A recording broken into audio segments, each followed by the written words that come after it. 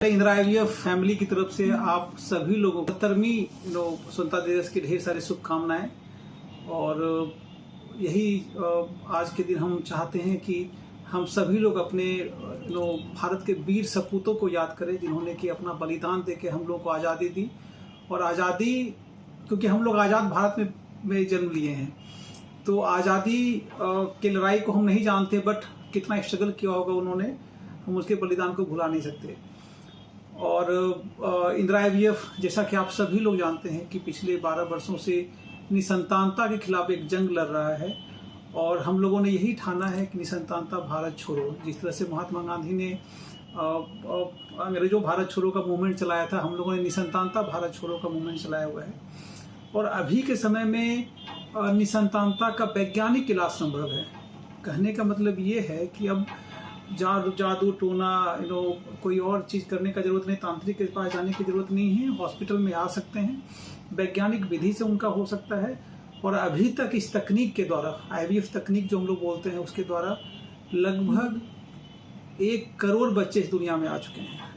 इसका मतलब ये भी समझिए कि हर एक मिनट 3 से 4 बच्चे इस तकनीक के द्वारा इस दुनिया में आ रहे हैं। तो बिल्कुल सुरक्षित तकनीक है, स्वस्थ बच्चे जन्म लेते हैं।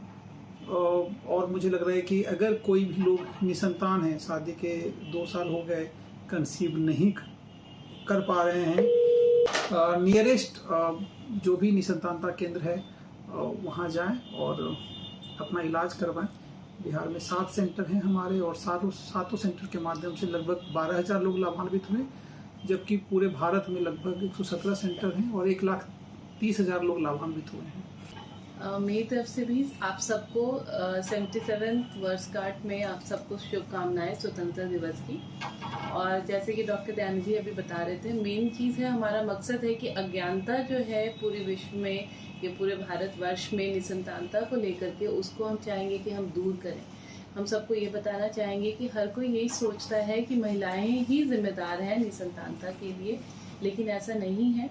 यदि हम देखा जाए तो 30 से 40% पुरुषों में कारणों का पता चलता है, 30 से 40% होती है महिलाओं में प्रॉब्लम्स के बारे में पता चलता है।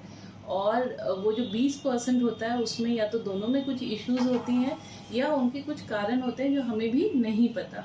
तो ऐसा नहीं है कि सिर्फ अकेले महिला जिम्मेवार है, पुरुष भी उतने हद तक जिम्मेवार हैं। साथ ही में हम इस दिवस पे ये भी कहना चाहेंगे कि जो प्लास्टिक्स होते हैं जो हमारे ज़िंदगी में घुस चुके हैं, उसके कारण भी निसंतानता होती है। ये देखा गया है कि पुरुषों में जो माइक्रो प्लास्टिक्स के कारण, बीपीए के कारण, उनके भी सीमेन काउंट होते हैं, वो कम होते जा रहे हैं।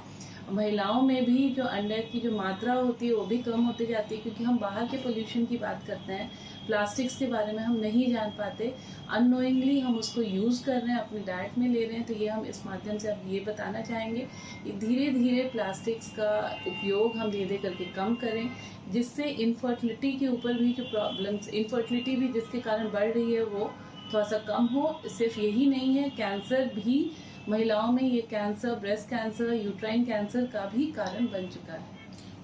पूरे बिहार में लगभग 12,000, और मैं अगर सिर्फ इंदिरा आईवीएफ पटना की बात करूं तो 9,000 से अधिक लोग यहाँ से लाभान्वित हुए हैं पिछले 8 वर्षों में। उनको हम यही बोलेंगे कि वो विश्वास करें, क्योंकि विश्वास के आगे ही जीत है। वो एक अच्छे कोई भी इनफर्टिलिटी सेंटर में जाएं, वहाँ से अपने कारण का पता करें। जब तक कारण का पता नहीं होगा तो ट्रीटमेंट, हर पेशेंट का एक ट्रीटमेंट नहीं होता, जिसका जो कारण है उसके अनुसार ट्रीटमेंट करना ज़रूरी है। बाबा ढोंगी ये सब के जो चक्कर लगाते रहते हैं लोग, वो चीज़, हाँ, वो सब चीज़ थोड़ा कम करें और साइंटिफिक रूप से इसका इलाज के लिए कोशिश करें। क्योंकि अब ऐसे ये आईवीएफ की जो पद्धति है वो इतनी अच्छी हो गई है, लोगों का 25-25 साल शादी का हो चुका होता है, उसके बाद आते हैं तभी 39 इयर्स का मेरे पास शादी के बाद वो सक्सेस हुआ है, प्रेगनेंसी हुआ है। तो पीसीओडी की जो प्रॉब्लम है लोगों में बहुत बढ़ रही है। अब बहुत लोगों को, किसी से भी आप पूछिएगा, बोलेंगे मुझे पीसीओडी है। पीसीओडी के बारे में पहले लोग जानते तक नहीं थे, लेकिन ये जो जंक फूड होता है इसके कारण ओबेसिटी, मतलब मोटापा भी बढ़ता है। साथ में अंडे जो इरेगुलर पीरियड्स आना, इनफर्टिलिटी के कारण बढ़ना, ये सब भी प्रॉब्लम है। और junk food, specially Chinese food भी रहती है जिसमें कुछ केमिकल्स होते हैं जो अंडे की क्वालिटी या नंबर भी कम करते हैं।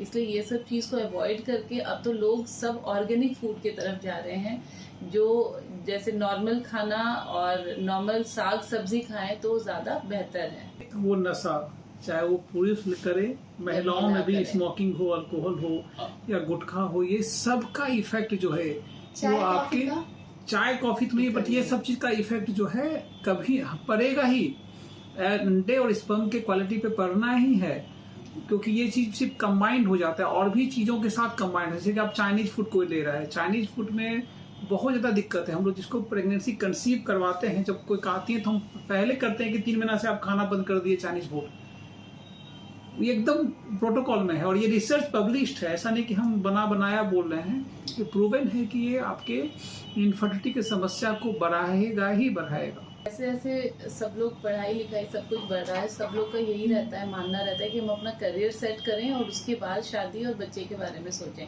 इसमें प्रॉब्लम बस एक ही है कि जो महिलाओं के जो अंडे होते हैं वो जन्म से ही किसी भी महिला में फिक्स नंबर दिए जाते हैं, वो हर दिन बनते नए जो होते हैं वो नहीं बनते। तो धीरे धीरे चल के जैसे जैसे एज बढ़ता जाएगा उन अंडों की भी क्वालिटी कम होती जाएगी, साथ में नंबर भी कम होते जाएंगे।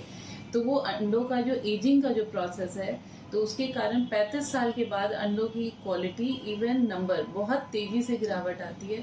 उसमें बच्चों में आनुवांशिक बीमारी होने का भी डर रहता है, साथ में प्रेगनेंसी होने में भी डर रहती है। तो इसीलिए एज के कारण प्रेगनेंसी रेट थोड़ा कम होती है। तो वैसी महिलाएं जिनको बाद में बच्चा करने का सोचना है या बाद में सोच रही हैं, वो oocyte फ्रीजिंग, एग फ्रीजिंग करा सकती हैं अपने यंग एज में, क्योंकि सबसे अच्छा टाइम है प्रेगनेंसी का 20 से 30 साल।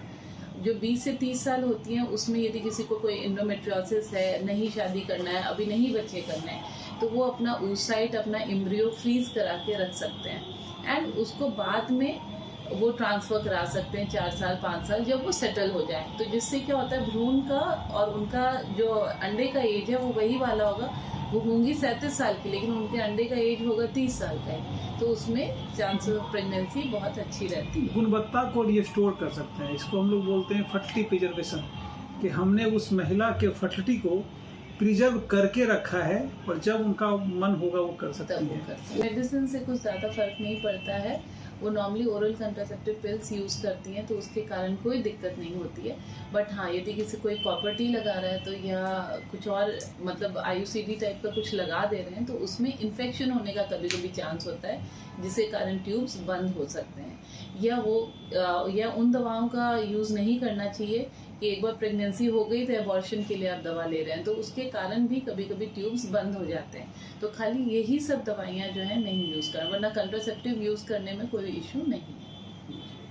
हम यही चाहेंगे कि बिहार भी निसंतानता से मुक्ति उसे मिले। जो भी यहाँ के लोग हैं वो और समझें कि IVF कोई आर्टिफिशियल प्रोसेस नहीं है, अच्छे ट्रीटमेंट प्रोसेस में जाएं और अपना निसंतानता का जो भी प्रॉब्लम है उससे मुक्ति मिले।